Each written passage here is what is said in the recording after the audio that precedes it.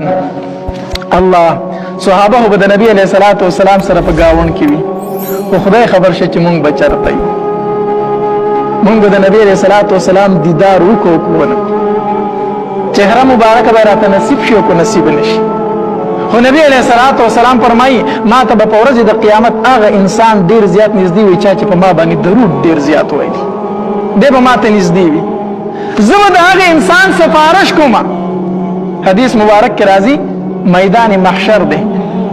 چې کله حساب کتاب الله تبارک وتعالى شروع کوي کنه نو د آدم علیه السلام به الله تبارک وتعالى د خپل عرش تلاندې ودري او ډېر لوړ قد به ول ورکړي الله تبارک وتعالى په بدن باندې به شنه جوړوي شنه جوړه الله تبارک وتعالى به آدم علیه السلام ته فرمایي آدم ستا د اولاد سره حساب کتاب شروع کوما ته ودرېږه ګوره ورته آدم علیه السلام به ګوري ناصافي به نظر وګرځيږي چې پرشتو یو سړی په دیکو اغسته او جهنم ته بیا جهنم ته روان کړي دي آدم علیه السلام چې وګوري چې دا خو د امام الانبیاء ټول وای صلی الله علیه وسلم دا امتی روان کړي دي دا خو د نبی علیه السلام امتی روان کړي دي د آدم علیه السلام بچو کې یا احمد اے احمد احمد د نبی علیہ الصلوۃ والسلام خپل ذاتی نوم دی محمد هم دی او احمد هم دی صلی الله علیه وسلم آدم علیہ السلام با आवाज وکي یا احمد اے احمد میدان محشر دی تمام خلق چې د آدم علیہ السلام आवाज ووري ټول به د آدم علیہ السلام په طرف باندې متوجه شي आवाज چاته کړی دی امام الانبیاء ته کړی دی نبی علیہ السلام به جواب ورکي لبیک یا ابا البشر حاضر یم د انسانانو پلارا وای خدمت سده لبیک حاضر یم آدم علیہ السلام ورته فرمایي ستا امتی فرشتو روان کړي جهنم ته بیایي کو څه کولای شي ورله وکوله نبی علیہ السلام روان شي فرشتو ته ووي ډیر اپریده ماته د جهنم ته م بیایي دا خو زما امتی دی فرشتي ورته نو مرنا مونږ ته د الله د طرفه اډر دی مونږ ته د الله د طرفه حکم دی مونږ به د جهنم ته بیا و پرې خو دی نشو نبی علیہ الصلوۃ والسلام به بیا فرمایي چې د ما تر پرې دی د جهنم ته مبیا ہے هغه به نه مونږ د الله نافرمانی نشو کولای چې کله فرشتي خبره ونه مانی نبی علیہ الصلوۃ والسلام به دا ګیره مبارکه داسې ونیسي او د عرش ته به داسې ګوري الله دا د عربو عادت ته چې د چانه معافي غواړي د خپل ګیره داسې په موټي کې ونیسي دا د هغوی د معافۍ صورت دی نبی علیہ السلام به خپل ګیره مبارکه په موټي کې ونیسي او د عرش ته به داسې اریان ګوري او وی به یا ربي یا ربي یا ربي وارب زما وارب زما وارب زما الله تبارک وتعالى به فرمای محبوبا ولی سوجدا نبی علیہ الصلوۃ والسلام به فرمای الله تاسو زما سره وعده کړی و الله تخزینی فی امتی زبتا ستا په امت کې نه رسوا کوم الله دا څنګه رسوایی زمانه ده چې زه فرشتو ته مینت کوم او زما امتی جهنم ته روان کړي دي الله دا خو زما رسوایی ده الله دا خو زما عزتی ده الله زما امتی جهنم ته روان دي الله تبارک وتعالى به आवाज کوي فرشتو ته ردوا هذا العبد اے فرشتو دا بنده واپس کړئ دا بنده واپس کړئ جهنم ته مبیایي چرته بوزو الله رای ولای میزان تړي ته راولای چې د دې پیغمبر په مخ کې د اعمال وتلل شي چې د شکوا او د ګیله پاتې نشي را به ولي بیا به د دې بنده اعمال تلل کېږي نو چې کله اعمال تلل کېږي حدیث مبارک کې راځي ته به د نیکو دا چابړې بیا سپکشو نبی علیہ السلام ورته ولاړ دی چې د نیکو چابړې سپکشو نبی علیہ السلام به د ګوتې مناسب یو سپین کاغذ راوالي انمیله د ګوتې مناسب یو سپین کاغذ به او د نیکو د چابړې ته به ورتاو کې او وی بسم الله دا کاغذ وراولې نبی علیہ السلام بو چې بسم الله او د نیکو د چابړې ته به ورتاو کې چې ورتاوي کې د نیکو چابړې بس مکه لراشي د ګناونو چابړې بس پکشي الله تبارک وتعالى فرشتو ته وی انطلقوا بوزه دا بنده الله چرته بوزو جنت ته بوزه کنا تاسو یې نه د نیکو چابړې درون چې د ګناونو سپکشو خو جنت ته بوزه کنا دا فرشتي چې دا الله دا بنده روان کی نو دې به د فرشتو ته وی ما لږ مهلت نه راکوي ولې نه څه دپاره چې زه د دې بنده نه تپوس وکړم چې دا وڅوک الله دله پېژندلی هم نه دی چې دا څوک دی دله پېژندلی هم نه دی چې زما دا سپارش چا وکړو دی چې مخامخ شي نبی علیه الصلاة والسلام ته او د نبی علیه السلام په دې مخ مبارک د ده سترګې پرېوځي الله د نبی علیه السلام مخ مبارک الله دې دیدار نصیب کړي نو الله ولې چې عجیبه حسن ورکړی دی نو چې د نبی علیه السلام پر مخ مبارک سترګې پرېوځي نو دی به وایي ما احسن وجهک ما احسن خلقک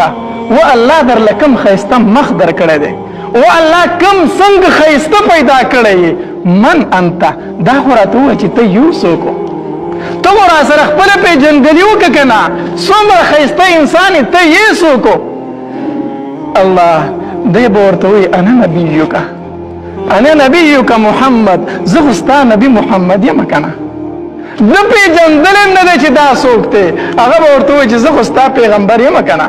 ستا نه دا یېرو زه به په میدان محشر کې موجود یم او زما امتي به زما نه جهنم ته ځي تا خو زه یېر کړی وم خو زما نه ته نه وي یېرو زما نه ته نه وي یېرو د الله پیغمبره ته زما پیغمبري ته زما سپارش کوونکی ها دا څه و تا چې دې چابړي ته ورته وکړلو تا دې چابړي ته ورته وکړه څه نبي علیه الصلاة والسلام به ورته فرمایي هذه الصلاة کالتي كنت تصلي علی دا خو هغه درود شریف و چې دنیا کې تا په ما باندې ویلي دا خو هغه درود شریف و نبی علیہ الصلوۃ والسلام حدیث مبارک کې راځي نبی علیہ السلام فرمایي زه به د جنت کې تر هغې پورې خپه کېنتم تر څو مې چې خپل یو امتي جنت ته نه دی داخل کړی امتي د نبی علیہ الصلوۃ والسلام په سنت مبارکو باندې چاړه راوکاږي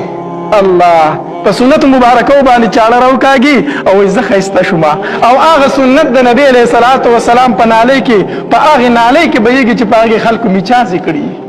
په هغې کې واړه مولم بهیږي او په هغې کې د ده د مخ مبارک د نبی علیه الصلاة والسلام د سنت هغه ویښتم پراته وي دی په مخ چاړه راوکاږي هغه سنت د نبی علیه السلام ځمکې ته ورته وکړي او په هغې باندې ماشومان خپې ږدي دی په مخ باندې چاړه راوکاږي وایي زه څومره ښایسته شوم ته به د نبی علیه الصلاة والسلام سره په حوض کوثر کې څنګه سترګې مخامخ کوي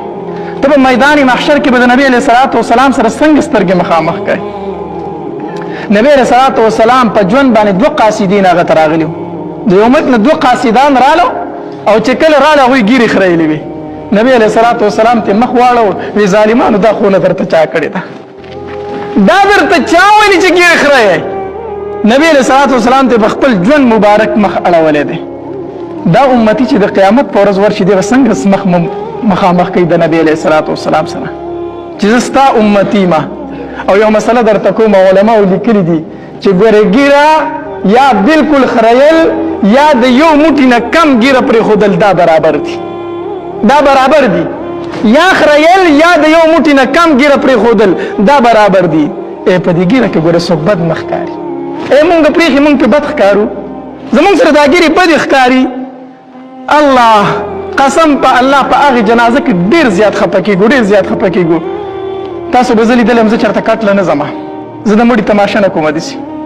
ملګري راته وایي راځه چې وینو په ځوانۍ کې مړ دی راځه تماشه وکړو زه اکثر نه ځم زه سیټ ته چېرته ولاړ یم دا ولې چې اکثر لاړم هغه ګیرې خریلي ګیره خریلي په مخ باندې ګیره نه نو بیا خفه یم که نه بیا خفه یم او همدې په قبر کې چې ته 3 سوال دي په 3م سوال کې دی انختی دی چې کله دی دفن شي مور او پلار تیم را روان شي بچي تیم را روان شي الله د مور سره غم نه چې زما د بچي سره په قبر کې څه کېږي د پلار سره غم نه زما د بچي سره په قبر کې څه کېږي د ښځې سره غم نه زما د خاوند سره به اوس څه کېږي هغوی خو د ماښامونو غم راغوستي وایي وریجې پسې پخې کړې حلوا پسې پخه کړې چې وبخلی شو ته به چې حلوا وریجې پخې کړې بس هغه وبخلی شو صرف د جماعت د امام سره دا غمي چې دی په 3م سوال کې اوس انختی دی 3م سوال د نبی علیه الصلاة والسلام متعلق دی چې پیغمبر دې څوک او څه عمل دې کړی د هغه په شریعت ده خو ګیره خریلې دی هلته څنګه جواب ورکړي په قبر کې دی په دغې ځای کې انختی دی مونږ دا وایو بختور دی هغه انسان چې دی مړ شي او دا اوږده ګیره ورته په دې سینه باندې پراته وي او دی د الله دربار له ورشي او دا ګیره د اوبو لمده وي د نبی علیه الصلاة والسلام د سنتو مبارکونو دا اوبه څاڅي او دی د الله په دربار کې ودرېږي الله قسم په الله د چا بې عزتي نه کوو، د چا سپکاوی نه کوو. مونږ به دلته کې د چا بې عزتي وکړو، د چا سپکاوی به کوو، سبا به د الله په دربار کې په خپله ودرېږم.